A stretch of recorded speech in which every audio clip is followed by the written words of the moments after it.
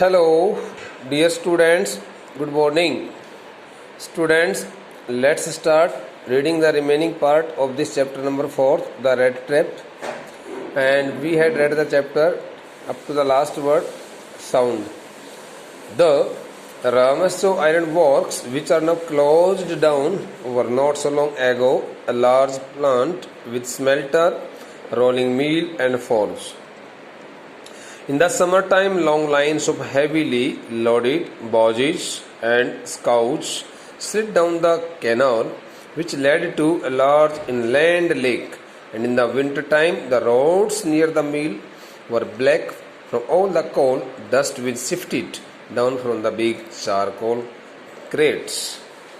The Ramasjo Iron Works, which are now closed down, were not so long ago a large plant with smelter. The word smelter stands for here an industrial plant with different kinds of with a number of, not different kinds of, but with a number of small plants like boiler, smelter. Okay, such kinds of plants were also installed there in that industrial plant, in that iron industry. The Ramasjo Iron Works, which are now closed down, were not so long ago a large plant. The Ramasjo Iron Works, the Ramasjo industrial plant, which has been shut down nowadays, which is not working. All the plants in this industrial, all the plants in this iron industry, all the plants in this iron industry or in this Ramasjo iron industry are not working nowadays. Only one or two plants are working. Most of the plants have been shut down. So through this first statement in this passage, it is told to us that the Ramasjo Iron Works, which had once become so much popular, whose all plants used to work,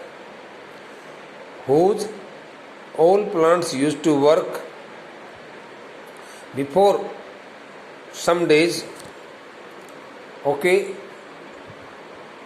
have been totally out of works except only one or two plants.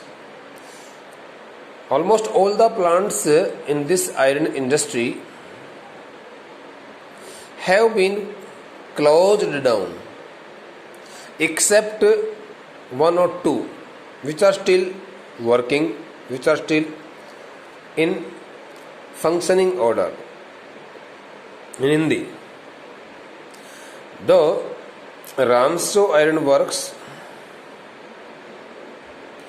रामसो लोहे के जो कारखाना, लोहे का जो कारखाना है, उस कारखाने में बहुत सारे प्लांट्स जो हैं which are now closed down. रामसो लोहे के उस उद्योग में काफ़ी सारे ऐसे प्लांट्स हैं जिन प्लांट्स को आजकल बंद कर दिया गया है. Were not so long ago a large plant, वे सभी के सभी प्लांट्स एक साथ काम करते हुए एक बहुत बड़े उद्योग को चलाया करते थे. लेकिन आजकल वो रामसजो जो इंडस्ट्री है, आयरन इंडस्ट्री, वो लगभग बंद पड़ी है, छोड़ करके कुछ एक या दो प्लांट को.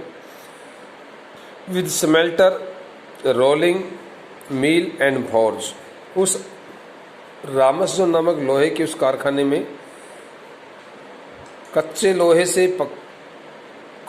को तपा करके, कच्चे लोहे से को हीट करके, कच्चे लोहे को हीट करके और एक विशेष प्रकार की क्वालिटी का लोहा तैयार किया जाता था. वो सभी प्रकार के स्मेल्टर, वो सभी प्रकार के लोहे को पिघलाने वाले प्लांट रोलिंग मिल, लोहे को अलग ढंग से शेप देने वाली जो रोलिंग मिल जो थी वो प्लांट, एंड फोर्ज, और यहाँ तक कि एक बहुत बड़ी कार्यशाला जो वहाँ चला करती थी वो सभी कार्यशाला। Forge stands for a room shaped large workshop in which A furnace is also constructed is also made.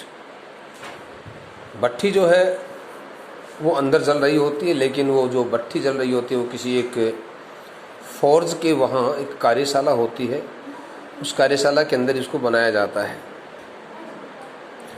The Ramsjo iron works which are now close down were not so long ago a large plant. ऐसा बताया जाता है कि रामसजो लोहे का वह उद्योग जो कुछ दिनों पहले तक एक बहुत बड़ी लोहे उद्योग की एक इकाई हुआ करता था, जिसमें बहुत सारे प्लांट्स काम किया करते थे, चालू थे। अब उनमें से ज़्यादातर प्लांट्स जो हैं, चाहे वो हम लोहे को पिघलाने वाले प्लांट कहें, चाहे लोहे को हम अलग शेप देने वाले प्लांट कहें, स्मेल्टर, रोलिंग मिल और भट्ठी इत्यादि जहाँ पर लोहे को गर्म किया जाता था, वो लगभग सभी प्लांट्स बंद पड़े हैं। केवल 1 या 2 प्लांट ही वहाँ पर काम करने लग रहे हैं, ऐसा लेखक बताता है। In the summer time long lines of heavily loaded barges and scows, barges and scows stands for a flat bottomed boats. Flat bottomed boats means the boats made of wooden logs, planks, काठ के तख्तों से, काठ के फट्टों से बनाई गई, काठ के फट्टों के रूप में बनाई गई नौकाएं, जिन फट्टों के ऊपर लोहे के सरियों को लाद दिया जाता था और वे नौकाओं के तौर पर वे फट्टे प्रयोग में लिए जाते थे, काम में लिए जाते थे।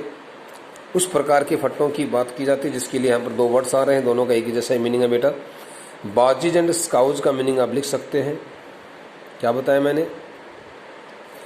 बाजीज एंड स्काउज मीनिंग्स अभी बताया। Flat, FLAT, flat, बॉटम्ड, BOTTOMED, boats. In the summer time, long lines of heavily loaded barges and scows slid down the canal.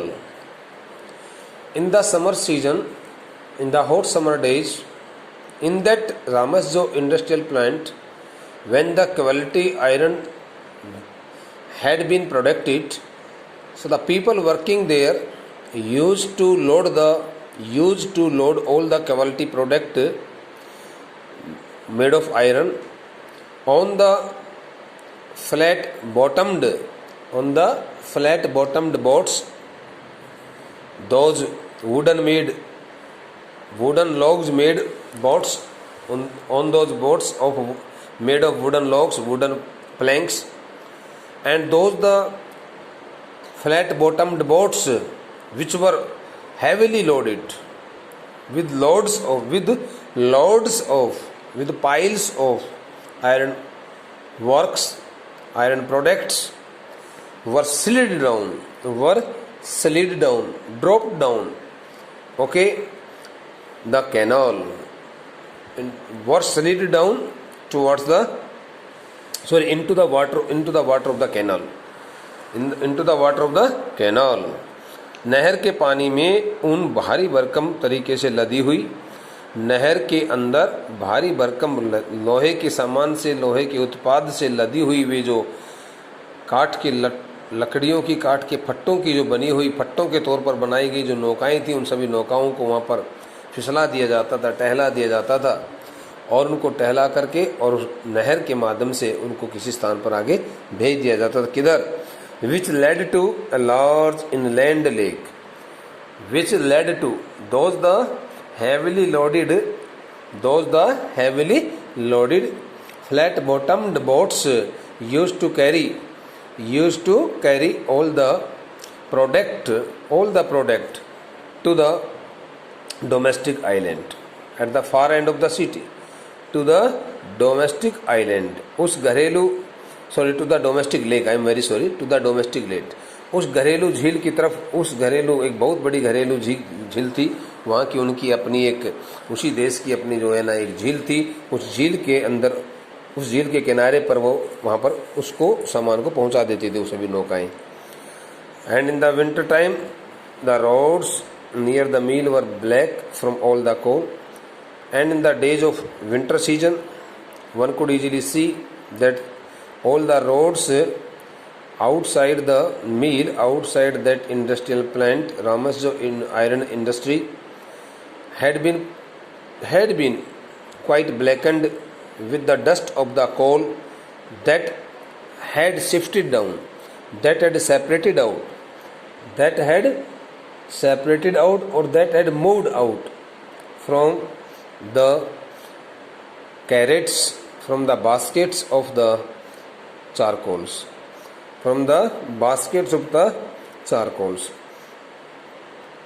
all the coal dust which shifted down from the big charcoal carrots. The word carrots stands for here big containers, just like baskets. तो बड़ी बड़ी जो टोकरियाँ थी, उन बड़ी बड़ी टोकरियों में जो कच्चा कोयला डाल करके और वहाँ पर जब लाया जाता था, तो उस बड़ी बड़ी टोकरियों में कच्चा कोयला भर करके जब लाया जाता था, तो उस सर्दियों के दिनों में तो उस कच्चे कोयले की जो रखी होती है, डस्ट जो होती है, वह रास्ते में कहीं को टूट फूट होती थी, या वैसे भी जब रास्ते में उसको लाया जाता था तो छन छन करके शिफ्टेड का मतलब छन्ना होता है, शिफ्टेड मीन्स छन्ना होता है। Okay, move out through sieve, SIEVE, strainer जिसको बोलते हैं, स्ट्रेनर, छन्नी। तो उस छन्नी में से, अर्थात उस छन्नी का मतलब वहाँ कोई छन्नी नहीं लगा रखी थी बेटा, लेकिन जो काठ की जो कैरेट्स होती हैं, प्लास्टिक या काठ की जो भी कैरेट्स होती हैं, उनके नीचे थोड़ा स्पेस खुला सा तो होता ही है, थोड़ी जगह होती है, ठीक है। तो उस जगह में से वो कच्चा कोयले की जो डस्ट होती है वो झड़ जाती थी, नीचे गिर जाती थी, और गिर करके और उस रामस्जो आयरन लोहे के कारखाने के बाहर की जो सड़कें थी उनको बहुत ज़्यादा जो है ना काले रंग से रंग दिया करती थी, बहुत ज़्यादा कालापन वहाँ पर दिखाई दिया जाता था, देखा जा सकता था। सारी सड़कें काली पड़ी रहा करती थी, काली हो जाती थी कोयले की उस गर्द से, कोयले के उस डस्ट से, ऐसा बताया गया है यहाँ पर। During one of the long dark evenings just before Christmas, the master smith and his helper sat in the dark forge near the furnace waiting for the pig iron, okay, which had been put in the fire to be ready to put on the anvil. During one of the long dark evenings just before Christmas, the word evening stands for nights, okay. During one of the long dark evenings just before Christmas, before 25th of December, during one of the long dark nights, the master blacksmith and his helper, the master blacksmith and his assistant, they both sat quite comfortably in the dark forge. But forge stands for here workshop, iron workshop. And inside the forge a furnace is also constructed, is also made. Okay, I tell you here, suppose this is forge, okay, and in this forge here the blacksmith is sitting, here the assistant of the blacksmith is also sitting, and in this part here like this the furnace is dug out in the ground, और ज़मीन के अंदर एक भट्टी खोदी जाती है, भट्टी एक तो भट्टी खड़ी होती है, एक भट्टी इस प्रकार से थोड़ा हॉरिजेंटल फॉर्म में होती है, लंबी होती है, आगे की तरफ फैली हुई। तो वहाँ उस भट्टी के अंदर कच्चा कोयला डाला हुआ होता है, और यहाँ बैठ कर के लोग यहाँ से लोहे की जो सरिये होते हैं, रॉड्स होती हैं, उनको उस भट्टी में आगे इस प्रकार से डाल देते हैं, और अंदर कोयला जल रहा होता है। तो वो कोयला जब बहुत ज़्यादा गर्म हो जाता है तो उसको बाहर निकाल करके और किसी लोहे के टुकड़े पर रख करके उसको अलग शेप में उसको तैयार किया जाता है, उसको बनाया जाता है। इस प्रकार से वो काम करने में लगे होते हैं। तो जो रूम शेप्ड जो एरिया है उसको फोर्ज बोला जाता है। फोर्ज के अंदर जो खुदाई करके ज़मीन को खुद करके जो चीज़ बनाई जाती है उसको फर्नेस कहा जाता है। वो भी भट्टी होती है, मेन भट्टी जिसको कहा जाता है, इसमें की आग जलाई जाती है। During one of the long dark evenings just before Christmas, the master smith and his helper sat in the dark forge near the furnace waiting for the pig iron. कच्चा लोहा होता है उसके लिए आता है pig iron, crude iron, which had been put in the fire to be ready to put on the anvil. The word anvil stands for a hard mass of iron, hard mass compacted part of the iron, यानी कि blocked iron भी कह सकते हैं उसको, blocked iron. जैसे कि कहीं पर कोई लोहे का कुछ ऐसा हिस्सा हो जो जम जाता है, इकट्ठा हो जाता है, और उस जमे हुए लोहे के हिस्से को एक जगह पर इकट्ठा जब देखा जाता है तो उसको इकट्ठा होता है, वो 6x6 भी हो सकता है, 6 इंच खड़ा होता है, 6 इंच चौड़ा होता है, उसकी लेंथ ब्रेड्थ जो होती है 6x6 होती है, या 4x4 भी हो सकती है, 3x3 हो सकती है, जितना भी होता है उसका जमा वैसा, उसको हिंदी में बोलते हैं अहरण। अहरण बोला जाता है, अहरण, अहरण, यानी कि उस लोहे के लोहारों के बाद तुमने देखा होगा, you have I think you have surely, you must have surely seen it that when the black Smiths start beating the part of some iron, so they put the iron rod or some other material of iron on that anvil, so that it can be easily given some shape, okay, and it can be beaten very hard, without any problem. उसको बहुत अच्छे से ढंग से उसको चोट मारी जा सके और वो नीचे धंस ना सके, इसलिए उसको लोहे को, उस टुकड़े को नीचे लगाया जाता है। तो ऐसा बताया जाता है बेटा यहाँ पर, during one of the long dark evening just before Christmas, okay, before the main festival of Christmas, before 25th of December, during one of the long dark nights, the master blacksmith and his assistant, they both were sitting quite comfortably in their dark forge room near the furnace, okay, waiting for the pig iron which had been put in the fire to be ready to put on the anvil. They were waiting for the pig iron, they were waiting for the pig iron, thinking as soon as it got heated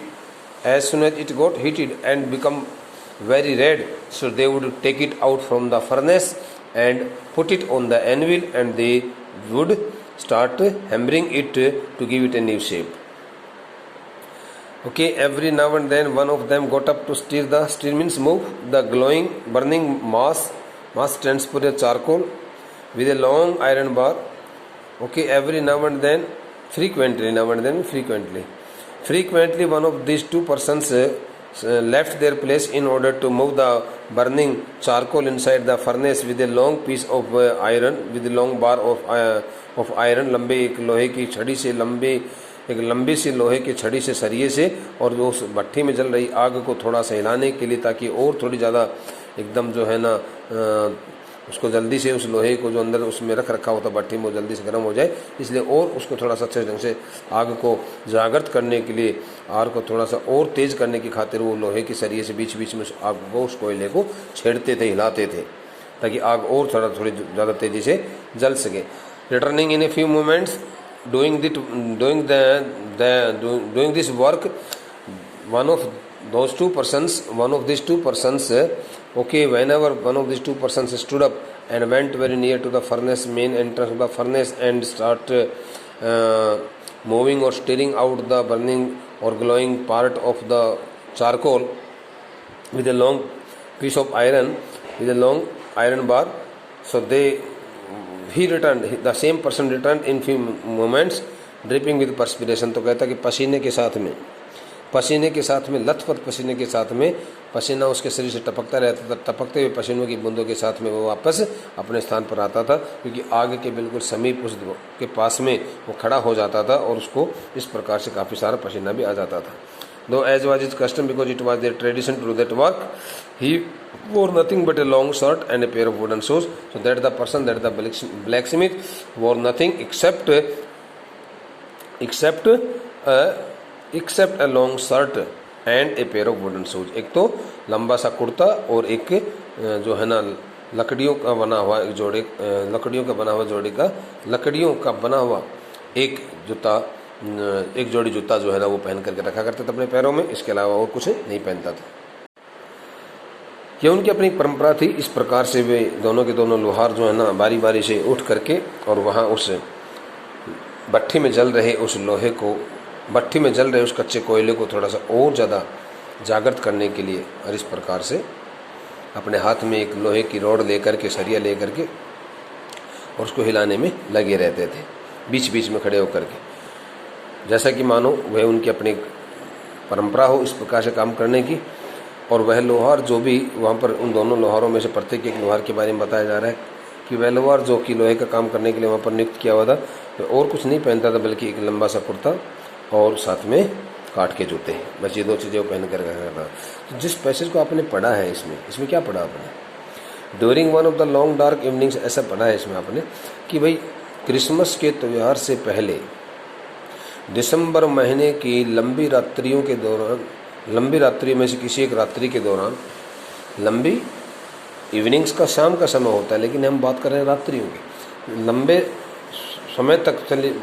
समय तक बनी रहने वाली रात्रियों में से किसी एक रात्रि के दौरान मुख्य लोहार और उसका अपना सहायक कर्मचारी, उसका अपना असिस्टेंट, उसका अपना हेल्पर, दोनों के दोनों गहरी काली बिल्कुल अंधेरे से युक्त, कहिए आप, वहाँ पर वैसे कुछ उजाला था तो वह उजाला भट्टी में जल रहे कच्चे कोयले की जो आग जो जल रही होती थी, उस आग का जो प्रकाश होता था उसी प्रकाश को वहाँ देखा जाता था और कुछ वहाँ पर नहीं जलाया हुआ होता था।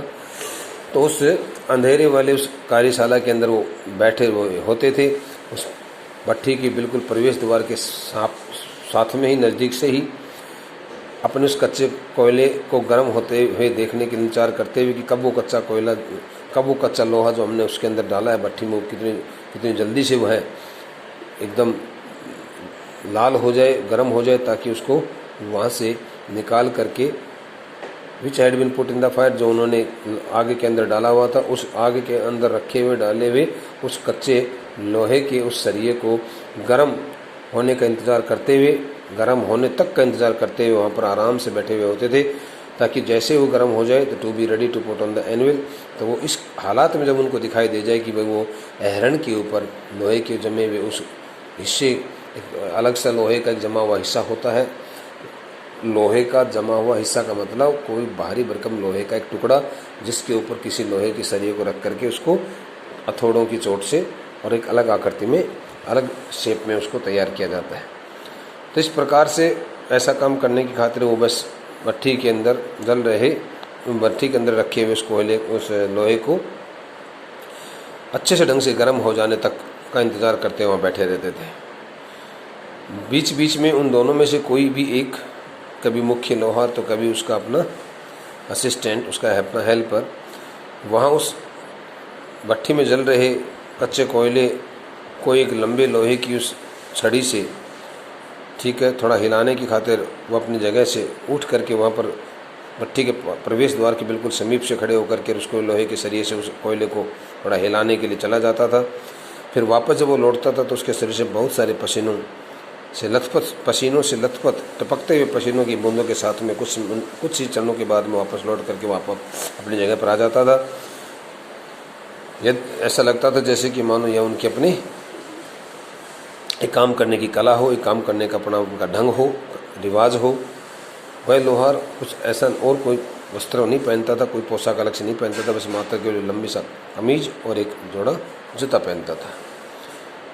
एक काठ के जूते पहन करके रखा करता था। अब बेटा इससे अगला जो पैसेज है इसको देखो, मैं इसको थोड़ा हिंदी में समझाना चाहूँगा क्योंकि ना आपको इंग्लिश में शायद समझ में बैठेगा नहीं। एक तो ये वर्ड देखो क्या है, बिलोज। बिलोज का मतलब होता है a kind of mechanical device that is use to blow the current of air, मतलब जिसको हवा भेजने के लिए आग को और थोड़ा तेज प्रज्वलित करने के लिए, आग को थोड़ा सा आग तक हवा पहुंचाने के लिए उस मैकेनिकल डिवाइस का इस्तेमाल किया जाता है। उसके लिए बिलोज शब्द का प्रयोग किया जाता है, इसको धोंकनिया बोला जाता है। एक वर्ड यहाँ पर आएगा सोवल्ड। सोवल्ड मीन्स होता है किसी चीज़ को उठाना, lifted loose material with the help of a device, ठीक है, उसके लिए आता है 100 वोल्ट। चारकोल कच्चा कोयला होता है। मौ का मतलब होता है एंट्रेंस। ओके, इसके बाद में विप्ड का मतलब बीट होता है, बीट हार्ड। चलिए, all the time there were many sounds to be heard in the forge. So one could hear different kinds of sounds that were going on inside and outside the forge also, but especially here the word inside should be used by us. All the time there were many sounds to be heard in the forge. One could hear different kinds of a number of different kinds of sounds of different things, of a number of things, okay, in the forge. One could easily hear every time different kinds of sounds in the forge. The big bellows ground, cried, okay, or cried loudly. धौकनियाँ गुर्राना होता, गुर्राने के लिए, धौकनियों की गुर्राने की आवाज़। And the burning coal cracked, broke into pieces, and when the burning coal also broke into pieces तो it also made some kind of sound. तो कहता है कि उस भट्टी के अंदर जल रहे कच्चे कोयले की टूटने की आवाज़ होती थी, तो उसकी भी आवाज़ जो है ना, हल्की सी आवाज़ वहाँ सुनाई पड़ती थी। द बिग बिलोज ग्राउंड, बड़ी बड़ी वो हवा पास करने वाले उन धौकनियों में किसी बड़ी बड़ी उन धौकनियों की चलाने की आवाज़, गुर्राने की आवाज़। द बर्निंग कोल क्रैक्ड, जल रहे उस कोयले की टूटने की आवाज़। The fire boy shovelled charcoal into the maw of the furnace with a great deal of clatter. अपने पैरों में काठ के जूते पहन करके जब वह इस प्रकार से बहुत सारा कच्चा कोयला अपने उस फावड़े में डाल करके उसके भट्टी के प्रवेश द्वार के अंदर जब डालता था तो उसके अपने पैरों के नीचे कच्चा कोयला टूटता था, तो उसके टूटने की आवाज़। आउटसाइड रोएड द वाटरफॉल, उस भट्टी के बाहर के हिस्से में झरना चल रहा होता, तो झरने की पानी की गिरने की आवाज़, झरने से पानी गिरने की आवाज़। And A sharp north wind whipped the rain against brick tile roof, against the brick tile roof, और ईंट की टाइलों से बनी हुई छत के ऊपर एक तरफ बरसात हो रही होती तो दूसरी तरफ बहुत तेज़ उत्तरी छोर से चलने वाली हवा, जब दोनों का आपस में टकराव होता था तो एक बहुत पैनी सी आवाज़ निकलती थी। उस पैनी सी आवाज़ को भी वहाँ सुना जा सकता था हर समय। इस प्रकार से वो कहता है कि रामस जो लोहे के उस कारखाने के उस मुख्य कार्यशाला के अंदर और बाहर इस प्रकार की आवाज़ें बनी रहती थी। अंदर तो जो आवाज़ होती थी, there were 3 kinds of sounds which one could see there inside the forge. Number 1, the sound of groaning, the sound of groaning bellows, the sound of cracking or breaking the burning coal. The third, the sound of breaking, okay, the charcoal, pieces of charcoal. The next one, outside the forge, one could hear the sound of the waterfall, sound of the water falling from some high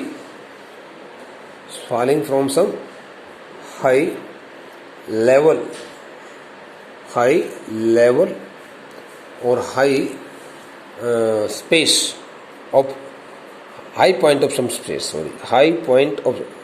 space, ऊपर का कोई हिस्सा जहाँ पर वो पानी झरने जो लगा रखे थे, ऊपर से नीचे जब पानी गिरता है झरनों से, तो किसी एक जगह के ऊपर की तरफ से नीचे गिर रहे हो झरनों से पानी के गिरने की आवाज़। And the sound of the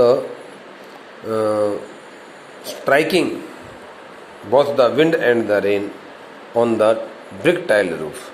वो कहता है कि ईंटों की उस टाइलों से बनी हुई छत के ऊपर, ईंटों की टाइलों से बनी हुई छत के ऊपर जो बरसात के समय तेज़ हवा जब चल रही होती है तो दोनों के आपस में टकराने की जो आवाज़ जो होती है, जब आपस में तेज़ बारिश हो रही होती है और साथ में बहुत तेज़ हवा चल रही होती है, तो दोनों के बीच में जो टकराहट होती है, एनकाउंटरिंग जो होती है, उस वक्त जो है ना पैनी से आवाज़ निकलती है। तो वो हाई पिच्ड जो साउंड होती है, the high pitched sound which is produced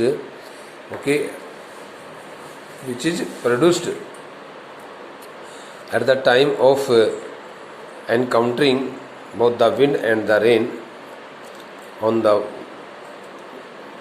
roof of some house or at some other place is called the sound of weeping sound.